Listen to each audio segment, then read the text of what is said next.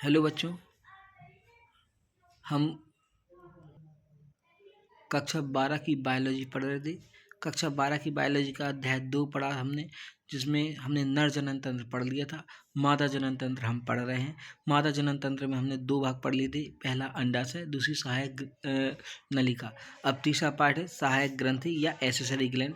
इनमें सबसे पहला हम पढ़ेंगे मेमरी ग्लैंड या स्तन ग्रंथियाँ। मेमरी ग्लैंड स्तन ग्रंथियाँ पढ़ते हैं तो इसमें कुछ पॉइंट मिलते हैं और इसमें कुछ क्वेश्चन भी बनते हैं। पहला पॉइंट है मेमरी ग्लैंड या स्तन ग्रंथियाँ स्तनधारियों का मुख्य लक्षण होता है, ये मेन कैरेक्टर है। दूसरा पॉइंट क्वेश्चन के रूप में है, मेन क्वेश्चन ये होता है ये जो स्तन ग्रंथियाँ होती हैं ये मिलती किस में है, नर में मिलती हैं कि मादा में। तो यहाँ पे आंसर होगा जो स्तन ग्रंथियाँ होती हैं ये नर और मादा दोनों में पाई जाते हैं। किस में, ध्यान देना बच्चों, ये जो स्तन ग्रंथियाँ होती हैं ये नर में भी पाई जाती हैं, मादा में भी पाई जाती हैं। अब पॉइंट यहाँ पे होता है कि बट विकसित किस्में होती हैं। तो यहाँ पे देखें नर में यह ग्रंथियाँ अवशेषी अंग के रूप में पाई जाती हैं, जबकि मादा में ये ग्रंथियाँ विकसित होती हैं। नेक्स्ट पॉइंट आता है मेमल ग्लैंड, मेमरी ग्लैंड जो होती है, मेमल्स में जो ग्लैंड होती हैं ये एक जोड़ी पाई जाती हैं। अब दूसरा क्वेश्चन यहाँ से फिर से बनता है जो एक जोड़ी ये स्तन ग्रंथियाँ हैं ये होती कहाँ पे हैं। तो यहाँ पे देखें स्तन ग्रंथियाँ थोरैसिक कैविटी या बक्षीय गुहा में उपस्थित होती हैं। यह हमारी तीसरी चौथी पसली के बीच में, तीसरी चौथी पांचवी पसली के बीच में पाई जाती है। देखें ये जो डायग्राम है ये हमारी होती है थोरैसिक कैविटी के बीच बीच में एक हड्डी होती है, खंजर के आकार की ये हड्डी होती है जिसको हम स्टर्नम कहते हैं। और इसी खंजर के आकार की हड्डियों से हमारी पसलियाँ या रिब्स जुड़ी रहती हैं। तो ये पहली, दूसरी, तीसरी, चौथी, पाँचवीं, छठवीं, सातवीं, आठवीं, नौवीं, 10वीं और 11वीं और 12वीं, टोटल 12 जोड़ी पसलियाँ पाई जाती हैं। इन 12 जोड़ी पसलियों में से देखा जाए तो तीसरे, चौथे, पाँचवीं, ये तीसरे नंबर की पसली है, ये चौथे नंबर की और पाँचवें नंबर की। तो जो स्तन ग्रंथियाँ होती हैं ये मादाओं में और नर में तीसरी, चौथी, पाँचवें नंबर की पसली के बीच में पाई जाती हैं। अब पॉइंट यहाँ पे बनती हैं, ये जो पसलियाँ बनी हैं जैसे इस तरीके की ये जो पसलियाँ हैं इन पसलियों में कुछ स्पेशल टाइप की मसल्स पाई जाती हैं। इन मसल्स को बोलते हैं पेक्टोरेलिस मेजर मसल। पॉइंट यहाँ पे बनता है बेटा कि इन पसलियों के बीच में कौन सी मसल्स पाई जाती है, तो पेक्टोरेलिस मेजर मसल्स प्रेजेंट होती है। अब अगला पॉइंट ये बनता है यह मादा का द्वितीयक लैंगिक लक्षण है, अर्थात ये फीमेल्स की बॉडी का सेकेंडरी सेक्सुअल कैरेक्टर है। जिस तरीके से हमने नर में सेकेंडरी सेक्सुअल कैरेक्टर या द्वितीय लैंगिक लक्षण देखे थे कि दाढ़ी मूंछों का विकसित होना, आवाज़ का भारी हो जाना, इसी प्रकार से मादाओं में द्वितीयक लैंगिक लक्षण क्या होता है, स्तन ग्रंथियों का विकास होना। क्या होता है, स्तन ग्रंथियों का विकास। नेक्स्ट पॉइंट बनता है ईस्ट्रोजन हार्मोन भी ये द्वितीयक लैंगिक लक्षण के उत्पन्न करने के लिए काम करता है। मतलब यहाँ पे जो फीमेल की बॉडी में सेकेंडरी सेक्सुअल कैरेक्टर या द्वितीयक लैंगिक लक्षण जो विकसित हो रहे हैं ये किस हार्मोन की वजह से होते हैं, तो ईस्ट्रोजन हार्मोन की वजह से होते हैं।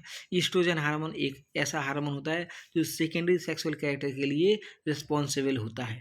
अब नेक्स्ट पॉइंट देखें स्तन ग्रंथि की संरचना। अब हमें देखना है स्तन ग्रंथि की संरचना। तो स्तन ग्रंथि की संरचना देखें तो यहाँ पे इस तरीके की ये संरचना होती है।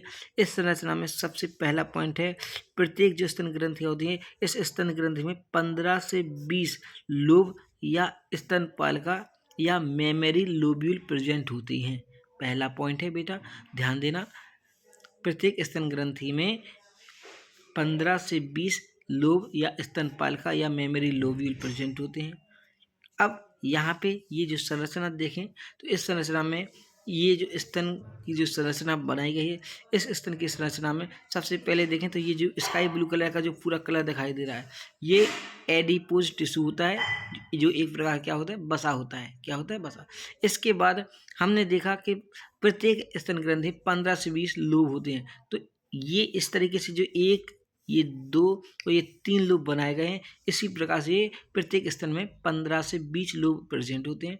इन लोब को क्या बोलते हैं, मेमरी लोब या स्तनपाली। कितनी होती हैं, 15 से 20 होती हैं। अब इन स्तनपालियों के अंदर और छोटी छोटी पुट्टिकाएं होती हैं जिनको हम फ्यूनिकल सेल या स्तन कूपिका कहते हैं। ध्यान देना बच्चों, प्रत्येक स्तनपाली में कुछ छोटी छोटी सेल होती हैं या पुट्टिकाएं होती हैं जिनको स्तनकूपिका या फ्यूनिकल सेल कहते हैं। अब इन पुट्टिकाओं में होता क्या है, तो इन पुट्टिकाओं में होता है क्या, इन पुट्टिकाओं में मिल्क या दूध भरा रहता है। क्या भरा रहता है, दूध भरा रहता है। अगर इसी एक पुट्टिका की संरचना देखें तो इस प्रकार की ये संरचना होती है। इस प्रकार की संरचना में देखें तो ये जो सबसे ऊपर की ये कलर की एक लेयर बनाई, ब्लैक कलर की जो लेयर बनी है, ओवरऑल इसको हम बोलते हैं क्या, स्तनकूपिका या एल्वेलाई कहते हैं। क्या कहते हैं, स्तनकूपिका और एल्वेलाई कहते हैं। इसके अंदर छोटी छोटी कोशिकाएं होती हैं। इन कोशिकाओं को हम कूपिका कोशिका या फनल सेल कहते हैं, जिनमें क्या होता है, दूध निर्माण। अब ये दूध निर्माण किसकी वजह से होता है, तो एक हार्मोन होता है प्रोलैक्टिन हार्मोन। कौन सा हार्मोन, प्रोलैक्टिन हार्मोन। ये प्रोलैक्टिन हार्मोन दूध निर्माण में सहायता करता है। इसके बाद हमने देखा ये थी अपने स्तनकूपिका। स्तनकूपिका के अंदर छोटी छोटी कोशिकाएं थी जिनको हमने कूपिका कोशिका बोला। इस कूपिका कोशिका के अंदर जो खाली स्पेस था, जो खाली पूरी कैविटी है, इसको हमने बोला कूपिका गुहा या मेमरी एल्वेलाई कैविटी। क्या बोलते हैं, मेमरी एल्वेलाई कैविटी या कूपिका गुहा कहते हैं, जिसमें दूध भरा रहता है। ये जो कोशिकाएं होती है, इसी कोशिकाओं से अंदर दूध बनता है और यहाँ पे एकत्रित कर लिया जाता है। अब आगे की संरचना देखें तो आगे की संरचना में जैसे कि हमने देखा है कि जो स्तन की जो संरचना होती है, उस स्तन में 15 से 20 मेमरी लोब होते हैं। तो आइए देखें, इस प्रकार से हमने ये 3 लोब बनाए हुए हैं, जिनको हमने क्या बोला था, मेमरी लोब या स्तनपाली बोला था। 15 से 20 होती हैं। यहाँ पे मैं केवल 3 पाली बना के समझा रहा हूँ। तो इन ये जो लोब बने हैं इनको बोलते हैं अपन लोग स्तनपालिका या मेमरी लोब बोलते हैं। इन लोब के अंदर हमने देखा छोटी छोटी कूपिकाएं होती हैं, जिनको हम स्तनकूपिका कहते हैं या एल्वेलाई कहते हैं, जिनमें क्या होता है, मिल्क का फॉर्मेशन होता है। क्या होता है, मिल्क का फॉर्मेशन। अब इन कूपिकाओं से या इन एल्वेलाई से ये जो ग्रीन कलर की पतली पतली और ट्यूब निकलती हैं, जिनको हम मेमरी डक्ट या स्तन नलिका कहते हैं। या तो हम इसको मेमरी डक्ट बोल सकते हैं या स्तन नलिका कहते हैं। ये नलिकाएं आपस में जाके मिल जाती हैं और एक और थोड़ी सी बड़ी संरचना बनाती है। जैसे ये जो छोटी 1 कोशिका, 2 कोशिका, 3 कोशिका, 4 कोशिका, ये आपस में मिलकर एक बड़ी कोशिका बन गई। इसने भी 1 2 3 4 5 ये आपस में मिलकर फिर एक बड़ी बना ली। यहाँ पे 1 2 3 फिर आके जाके एक बड़ी बना ली।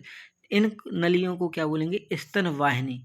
क्या बोलेंगे, स्तन वाहिनी या लेसिटिफेरस डक्ट। क्या बोलेंगे, लेसिटिफेरस डक्ट, हिंदी में बोलेंगे स्तन वाहिनी। अब ये स्तन वाहिनी आगे जाके फिर एक नली की जैसी संरचना बन जाती है, फूली हुई संरचना होती है, जिसको हम स्तन तुम्बिका या मेमरी एम्पुला कहते हैं। क्या बोलेंगे, ये स्तन वाहिनी आगे जाके फूली हुई संरचना बना लेगी, जिसको हम स्तन तुम्बिका या मेमरी एम्पुला कहते हैं। ये मेमरी एम्पुला आगे जाके फिर एक नलिका बना लेती हैं, जिसको हम दुग्ध वाहिनी या लेसिटिफेरस डक्ट कहते हैं। क्या बोलेंगे, दुग्ध वाहिनी या लेसिटिफेरस डक्ट। नाम ही इसका क्या है, दुग्ध वाहिनी। दुग्ध माने दूध, वाहिनी माने जो लेके जाएगी। तो ऐसी नलिकाएं जो दूध लेकर चलती हैं, मतलब इनमें यहाँ से जो दूध का फॉर्मेशन होगा, यहाँ से यहाँ पे आएगा, फिर इसमें आएगा, फिर इसमें आएगा, यहाँ से होते हुए फिर एक ये पोर्शन बनता है। इस फूले हुई पोर्शन को क्या बोलते हैं, चूचक या निपल्स बोलते हैं। इसी निपल्स के चारों ओर एक ब्लैक स्ट्रक्चर होती है, जिसको हम क्या बोलते हैं, एरियोला। निपल्स के चारों ओर ब्लैक कलर की स्ट्रक्चर होती है, जिसको हम क्या बोलते हैं, एरियोला बोलते हैं। क्या बोलते हैं, एरियोला। तो इस प्रकार से बच्चों ये इस तरह की पूरी संरचना हो गई। एक बार हम फिर से डायग्राम देखें तो इस डायग्राम में हमने देखिए सबसे पहले अपन ने क्या बनाया है, सबसे पहले स्तन की संरचना बनाई। इस स्तन की संरचना में हमने जो स्काई ब्लू कलर की जो स्ट्रक्चर बनाई है, जिसको हमने एडिपोज टिश्यू बोला है, या इसको हम फैट बोल सकते हैं या बसा बोल सकते हैं। इस फैट के बाद इसमें 15 से 20 लोब थे, जिसको हमने मेमरी लोब या स्तनपाली बोला है। फिर इन्हीं स्तनपालियों में और छोटी छोटी कोशिकाएं थीं, जिनको हमने फ्यूनिकल सेल या स्तन कूपिका बोला है। इन स्तन कूपिकाओं में क्या होता है, दूध का निर्माण होता है। प्रोलैक्टिन हार्मोन इन कोशिकाओं के अंदर दूध के निर्माण में सहायता करता है। इसके बाद हमने देखा था कि इनसे पतली पतली नलिकाएं निकलती थी। इन नलिकाओं को हमने मेमोरी डक्ट बोला था। मेमोरी डक्ट आगे जाके और इस संरचना में बड़ी संरचना बदल जाती थी जिसको हम लेसिटिफेरस डक्ट बोलते थे। लेसिटिफेरस डक्ट और आगे जाके स्ट्रक्चर बनाता था जिसको हमने बोला था क्या, नेपेस। नेपेस के चारों ओर ब्लैक कलर की स्ट्रक्चर होती है जिसको हमने क्या बोला, एरियोला बोला है। क्या बोला है, एरियोला। इस प्रकार से ये हमारे पहली ग्रंथि खत्म हुई है। इस पहली ग्रंथि कौन सी, स्तन ग्रंथि को हमने पढ़ा है। इसमें अगर आपका कोई क्वेश्चन, कोई डाउट होता है तो आप प्लीज़ कमेंट करें, मैसेज करें, जिससे आपकी समस्याओं को सॉल्व किया जाएगा। अब आगे का अपना टॉपिक बनता है कौन सा, गैमीटोजेनेसिस। कौन सा टॉपिक बनता है, गैमीटोजेनेसिस।